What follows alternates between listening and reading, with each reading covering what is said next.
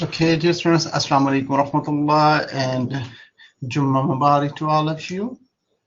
Today we are having this online session, and in this session we're gonna discuss about designing global supply chain networks, which is chapter 6 of supply chain management.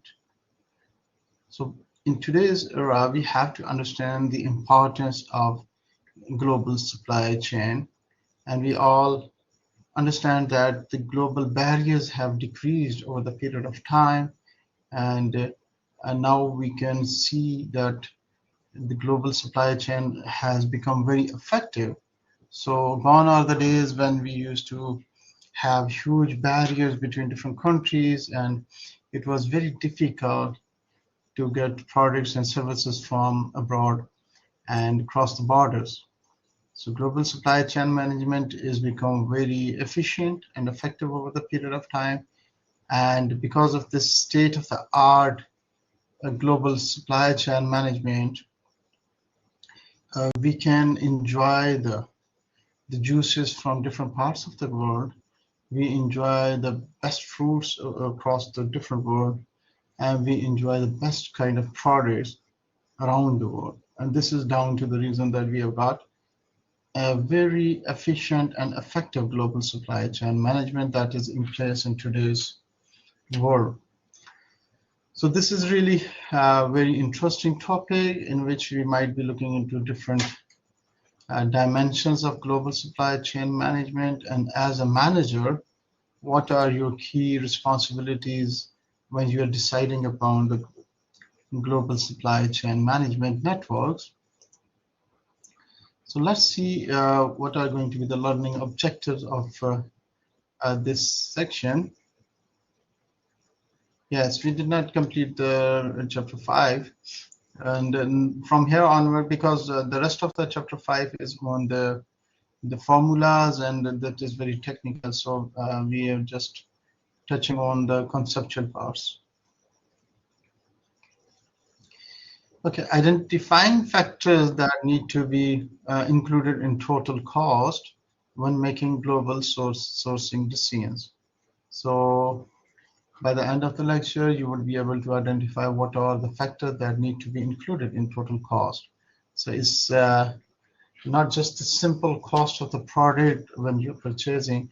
There are other many costs that are also involved in the whole process. So one has to be very watchful, one has to be very vigilant when deciding about global sourcing decisions. So when you're deciding that I want to buy this from Bangladesh, or if you are thinking that I want to buy this product from China, or if I want to buy this product from Taiwan, so they can be the price of the product that you are sourcing, a per unit cost, can be very lucrative. And you might think like, oh, I think we should, this is very lucrative and we should buy this at bulk.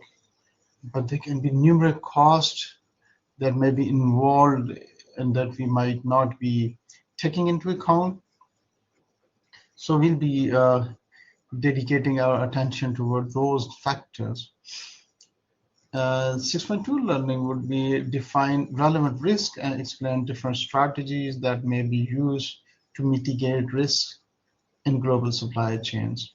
So this is again very understandable, like when we are dealing with the different countries, they have different rules and regulations, their political situations, and their own infrastructure, and lots of other things they might have. They might possess any potential risk for the businesses when they are trying to indulge into global supply chain, or they are just trying to source something from internationally. Third learning objective is that you will be having a good understanding about decision tree methodology, and they are used to evaluate supply chain decision, a design decision under uncertainty. So how you are going to make a decision under an uncertain condition. Fourth learning would be use decision tree methodologies to value flexibility and make onshoring or offshoring decisions under uncertainty.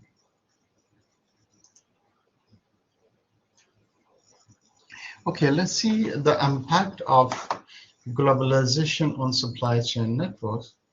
So first impact is like opportunities to simultaneously increase revenue and decrease cost. So I guess this is the one of the core uh, area that businesses try to exploit is that they want to increase their revenues and they just trying to decrease the cost. So the concept is when they can get something, then when they can procure at a lower cost, that will help them to earn more revenue. So this is a direct relationship that we can see from here. So we know like if we can able to decrease the cost, which is ultimately increasing to the contributes toward the profit.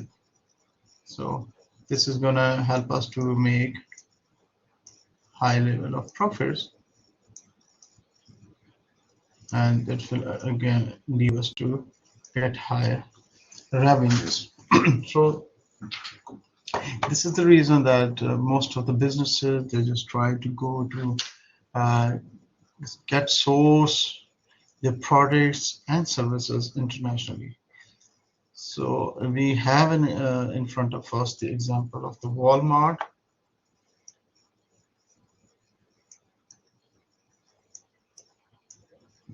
in America. I'm just trying to write it down. Walmart is T, not K. Walmart has rewritten the American history because what they are doing is they are sourcing their products from China and they are just bringing it to the US. And what they are doing is because they get products and services on low cost, and then they can have a good margin to sell them and they make huge profits. Second thing is that they can accompanied by significant additional risk and uncertainty. So this is something that most of the managers they might not comprehend in a proper manner when they are going for a global sourcing decision, that there are certain risks that are involved, there are certain uncertainties. Like we have witnessed in the history that there are some certain areas that are war torn. They can be political differences and political instability and product and services infrastructures. They, they pose a huge risk to the businesses that businesses, when they are trying to make a decision, they underestimate it and do not take into account. And then there are differences between success and failure, often the ability to incorporate suitable risk mitigation into supply chain. So again, it's the ability to mitigate the risk. So if there was political instability, if there were like other factors, like they do not have proper storage, if you do not have proper networks in place, you can get lots of defective products being shipped to your country, so it's a huge loss for you. But these are the ground realities. So the best thing is how do you mitigate this? So the company that mitigate these risks are the one they can get higher profits. Then we have uncertainty of the demand and price drives the value of building flexible production capacity. So obviously, you can just predict a demand of the customers, but you do not have any mechanism in which you are 100% sure that the demand is going to be there. So imagine if you have developed a production capacity in a particular country, and then the demand of that products and services go down. So what will happen is that you have incurred so much cost, and ultimately that has been contributing towards your losses. So that can be a very great concern for you to be able to predict the demand of the customer. So, and then you can decide about the price that on which you are going to be offering the products. So, if you're sourcing something from a country and ultimately it is the tariffs and the taxes and the transportation cost and political instability, infrastructure, that again is not giving you huge margins in the prices. So probably you will not be trying to be involved into global supply chain decision. Probably you will go with the the materials that are already available in your local markets with a slight higher prices. So you probably might not go into those decisions. Okay, now let's look on the results of a Accenture survey that was conducted on sources of risks that affect global supply chain performance. So I bet there can be many managers, they would not give a serious consideration to these risk factors when they're deciding about any supply chain decision. So either they're sourcing their products and services from that particular country. But this has the survey resulted that around 35% of the supply chains are prone to risk because of the natural disasters. So we know that the natural calamities, we cannot avoid them, and this is something from the Allah subhanahu wa ta'ala, but 35% is a huge risk factor, to be honest. So they can be affected by the natural disasters. They can see the floods, and we have seen also the coronavirus. Because of that, there was a huge disruption of the businesses. Second one can be the shortage of the skilled resources. So in particular country, for example, if you are trying to hire a skilled resource and they are short of it, like if you need IT or you want to source your like as a customer services to some country and you have a shortage of the relevant skilled resources, so that can also be a potential problem for you. Now we see that most of the telephone services, mobile phones, and all these customer services have been shifted to other countries like India, Pakistan, and you might come across a situation in which you will have a very limited resource that can speak English, that can communicate with the customer effectively, so that you might have not gauged before you are planning to go into the country. And then geopolitical uncertainty is a very great concern. We know that there are many political issues that are between the countries in the worldwide, especially with the neighboring countries. They have these issues with them. So any neighbor country is not having a good relationship with their neighbors, and if they are involved into some kind of war or any incident, that may result into disruption of the businesses, and that may result into a huge problem for you as a business, because ultimately it's going to affect you. Travis, infiltration of cargo is always a concern that in the history we have been facing this. The businesses have always been vulnerable for any kind of terrorist activities and just to sabotage the business, and the chances are 13%, which is not very huge.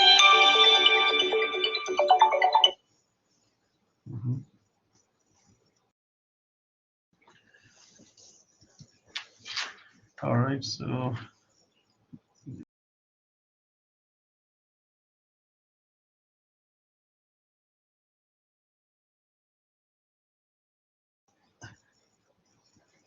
let's see the volatility of fuel prices. So fuel prices also change over the period of time. So can give me a second.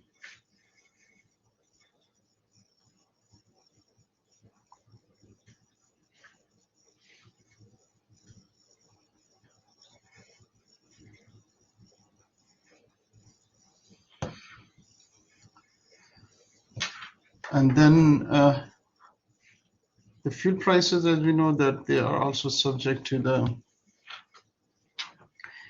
certain international phenomena, and they also ultimately affect the businesses. So imagine if the fuel prices goes up, that is going to have a significant effect on the overall cost of the products, and that might result into increase in the prices. And probably if your decision were to go offshore was can prove to be more costly. So that is one of the major concerns. Then the currency fluctuation can have a huge impact, which is 29% on the businesses. So we know that the currency, they are also fluctuating, and there are certain countries their currencies are more volatile. So especially when you are trying to go to source something from underdeveloped countries, which are lucrative as because you want to get something as more economical prices, but ultimately they might have certain issues like this. And then you might also face this port operation or custom delays. Uh, these are also very natural when you are dealing with the underdeveloped countries. The developed one, they will have latest technologies in place. Underdeveloped countries, you might face these uh, pressures on the ports, and then you might face this problem that customer or consumer preferences shifts. So this is a serious concern. This is a grave mistake from the business that they were just considering that this is going to be their future product. Unfortunately, what happens is that the customers have shifted their preferences. As we have Nokia, a typical example that we always talk about, what happened to Nokia. So Nokia was planning to go abroad. They might have been having many international MOUs. They might be sourcing from the different, and the customers' preferences have changed from these typical phones to Androids. So Nokia somehow could not comprehend the customers' real needs and wants. Then performance of supply chain partners, that is also very significant for the business because it's all depends on your partners companies.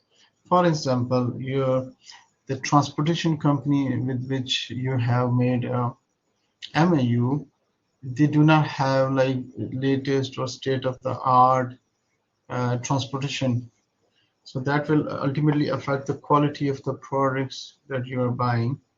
And if they are having more wear and tear, that will have delays. And if they do not have enough transportation, that may also create problems for the company. Then we can have logistic capacity and complexity. So it all depends on the different logistics.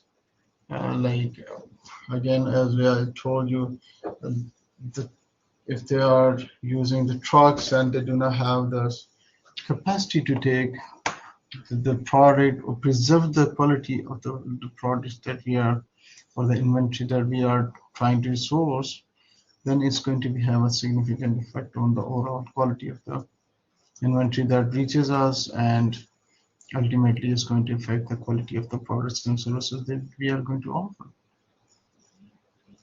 So forecasting and planning accurately, this is again very crucial dimension. If you could not forecast and plan accordingly, then you might face problems.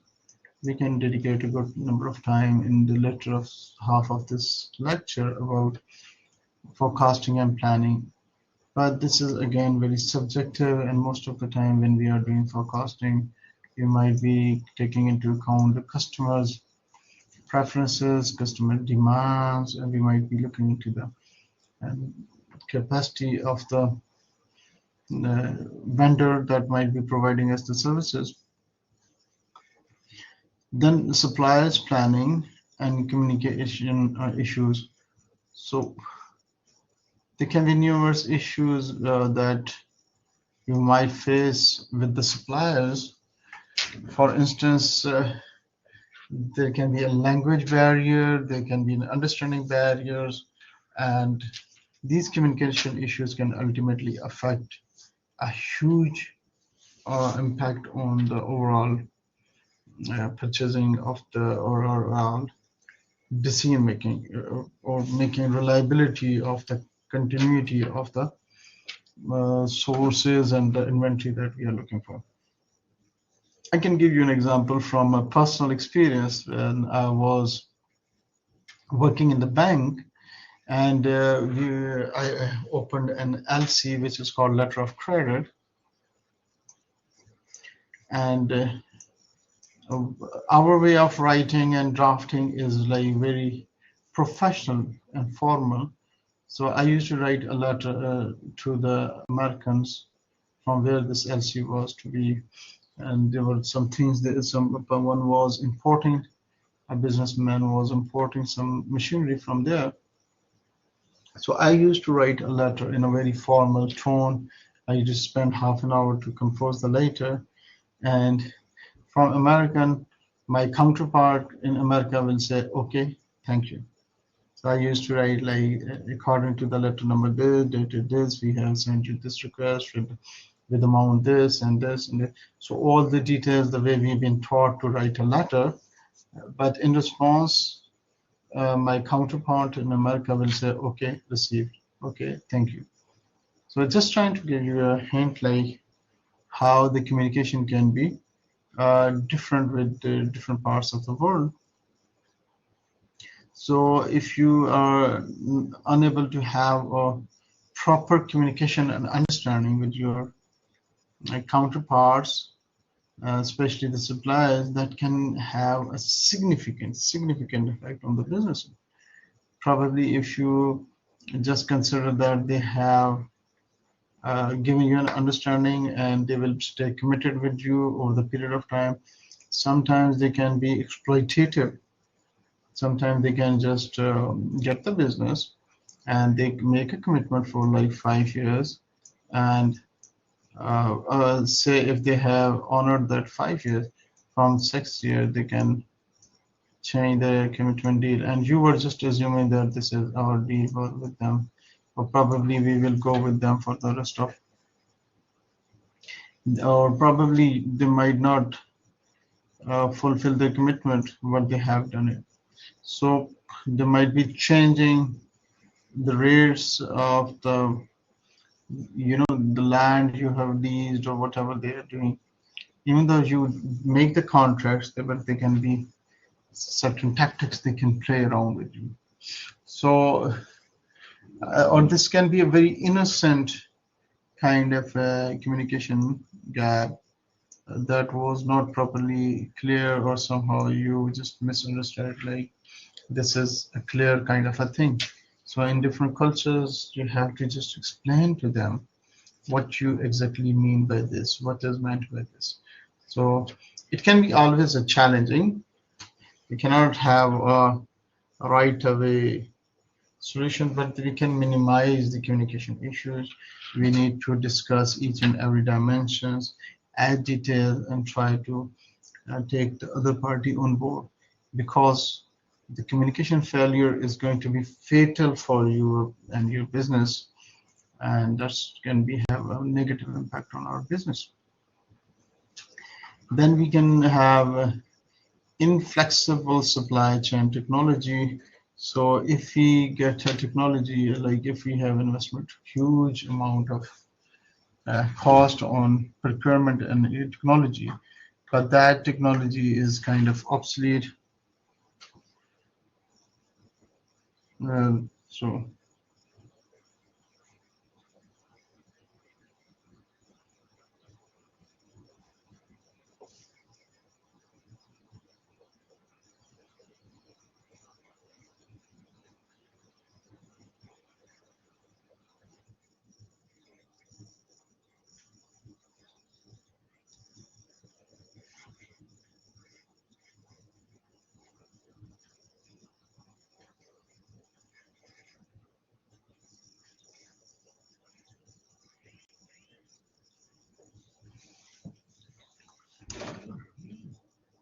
So let's go to the next slide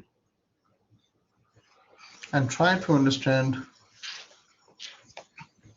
the importance of the total cost.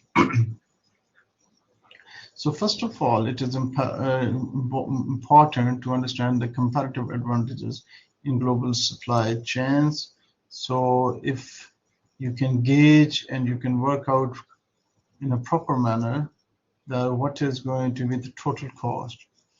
So if you have calculated it in a proper manner, then there are chances that you can understand in your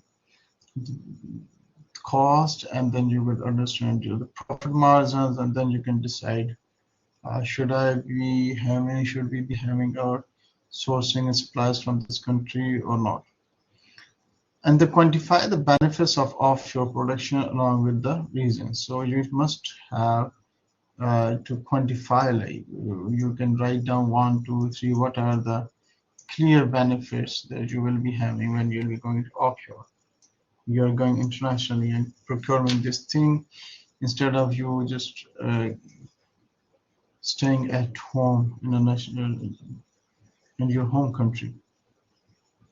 So there can be two reasons of offshore failing. First is focusing exclusively on unit cost rather than the total cost.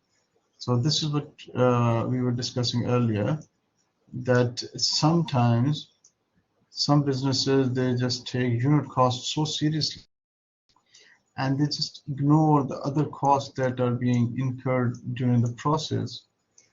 And these costs can have a huge impact on the overall costs that we will be able to get the products and services received at home.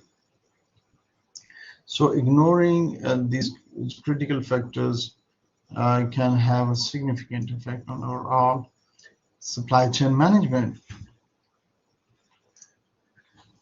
So let's see what are the offshore decisions and how they are linked with the total cost. So look at this, a global supply chain with offshoring increase is the length and duration of information, product, and cash flow. So it is affecting the duration of the information you need, the products, and cash flow. So you are increasing your overall portfolio of the business, and this also increases the length and duration of the information. So the importance comes to the information, products, and the cash flows, and how it's going to affect your overall offshore decision making. The second thing is the complexity and cost of managing the supply chain can be significantly higher than anticipated. So again, the cost and the complexity of managing these things can be very tricky, every country, they have their own port. When the products come to the port, they have their own mechanism, and there are many documentation that you need to require. If you are failing to compile to any document, that may result into huge delays and can huge increase significant cost to the ultimate products and services you might be offering. And then you can quantify factors and track them over time. This is and like the easy thing that you can do is you can quantify these factors and you can track them over the period of time and try to find out like what are the major factors they are affecting toward the total cost.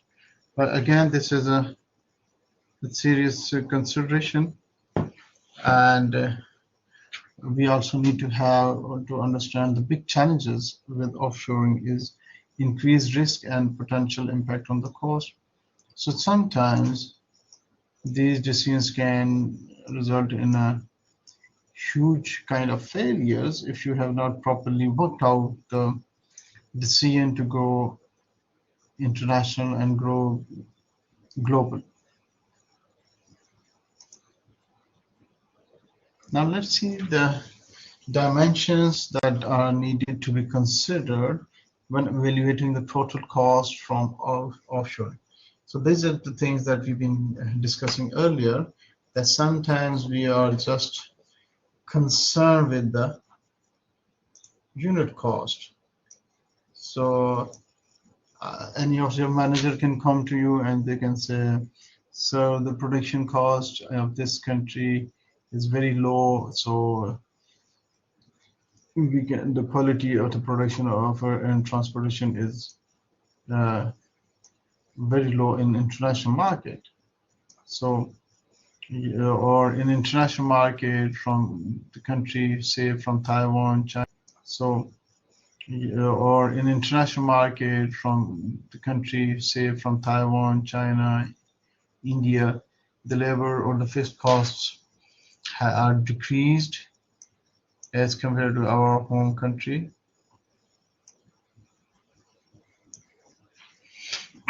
And the quality may suffer when we are purchasing from the international market. So that's can again affect the overall unit cost of the product.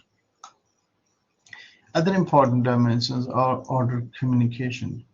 As we have discussed it in the service outcome, order communication is crucial. So that means we are placing an order, but as we discussed in different languages, it can be very difficult to communicate to the exact number and to get a guarantee, to be a surety to get the right kind of products on the right time.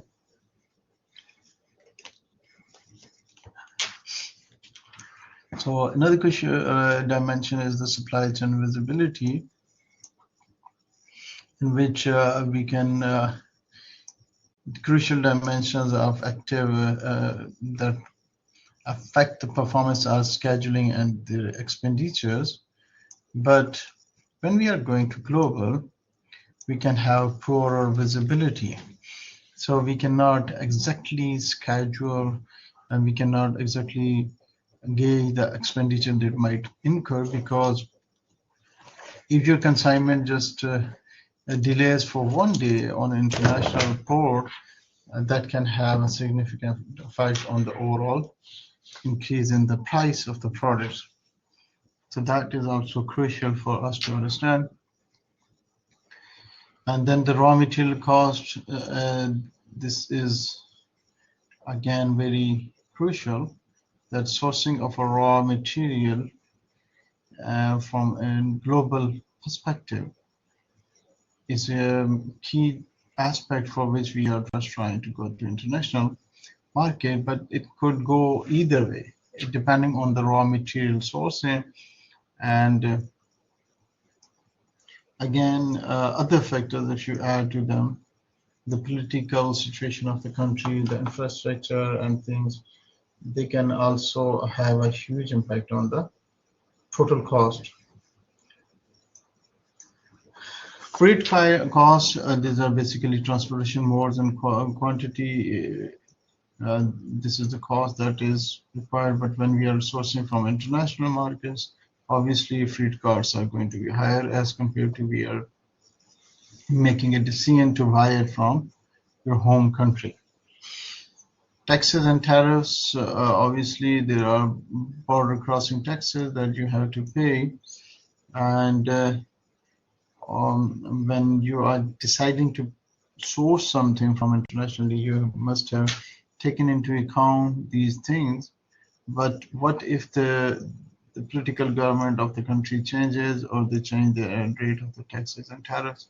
So probably if you were sourcing from one country, say you were sourcing something from Bangladesh, and if they have increased the taxes, the tariffs, you might considering going to Taiwan or something else. But that is going to have a huge cost of the facility that you have already incurred to develop the facility on that country. So this is a huge consideration again. Supply lead time is the order communication, suppliers production, scheduling, production time, customs, transportation, and receiving. So all the time that is incurred on this whole process leads to the supply lead time. So the lead time can increase, results in poor forecast and higher inventories. So if you get a poor forecast, you cannot plan accordingly, you cannot deliver to your customers accordingly. So your whole production is going to be affected negatively. And if you are having huge high inventories, that will also going to have a huge impact on the uh, inventory handling, cost of inventory, and then depleting of the inventory, and the quality of the inventory, and then huge storage cost, handling cost. So lots of issues can be developed just because of this supply lead time issues.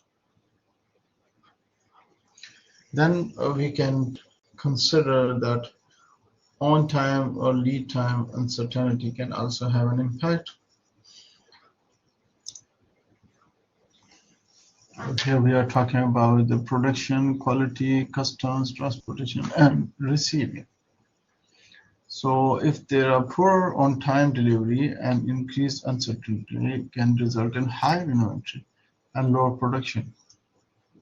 So this is again a huge concern, that on-time delivery is not there, lead time uncertainty is happening. Then you can also think about minimum order quantity.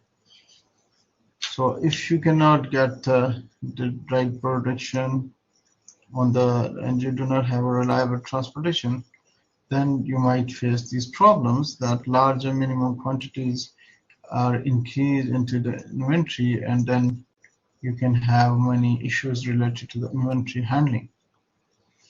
Product returns, again, it is easy in a local market that you can return the products back to the vendor or the supplier and distributor based on the quality issues that you have.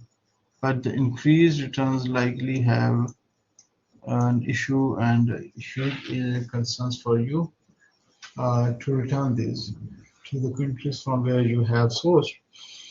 Inventories are vulnerable for lead time, inventory in transit, and production.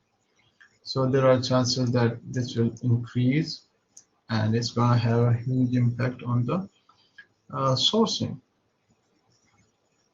Similarly, working capital is required for international sourcing decision. So inventories and financial reconciliation is important, and this increases when we are going internationally. Then hidden cost, like the cost you have not taken into account, like was sometime when you are trying to communicate the order, invoicing errors, managing exchange rates. So there can be huge effect on your overall decisions.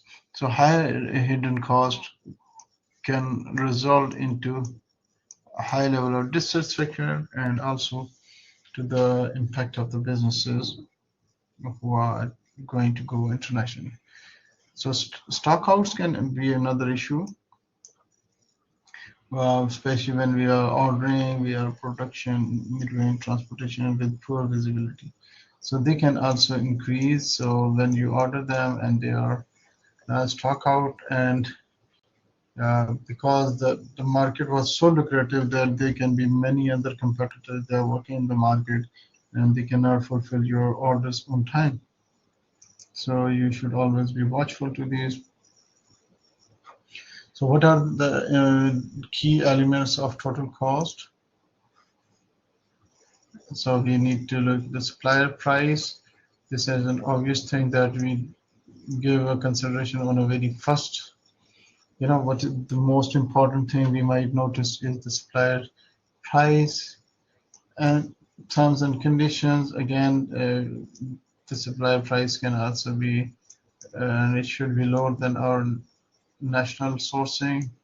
Terms and conditions should be more favorable, and delivery cost should be lower, like so that ultimately we receive inventories at our warehouse on a less price or less costly as compared to what we are already sourcing. Yes, and our elements of the total cost are the inventory cost and the warehouse cost. We need to consider cost of the quality of the products, customer duties, value-added taxes, local tax incentives, and then cost of risk. And the cost of risk can be huge. So it's very important to gauge the different types of risk that we or our businesses can be exposed to, and then we can think for the procurement staff, broker fees, infrastructure and tooling, and mold costs. So there can be huge costs that may be involved. And then exchange rate trends and the impact on the cost. So exchange rates can have a very negative effect on the most of the cost if the exchange rate goes up, but if it goes down, it can have a positive effect on the business. But more volatile is dangerous for the business. So in summary, it is critical that global sourcing decisions be made while accounting for total cost. Besides unit cost, total cost should include the impact of the global sourcing on fleet, inventories, lead time, quality on time delivery, minimum order quantity, working capital, and stockouts. Other factors to be considered include the impact on the supply chain, visibility, order communication, invoicing errors, and the need for currency hedging. Offshoring typically lowers labor and fixed costs, but increased risk, freight cost, and working capital.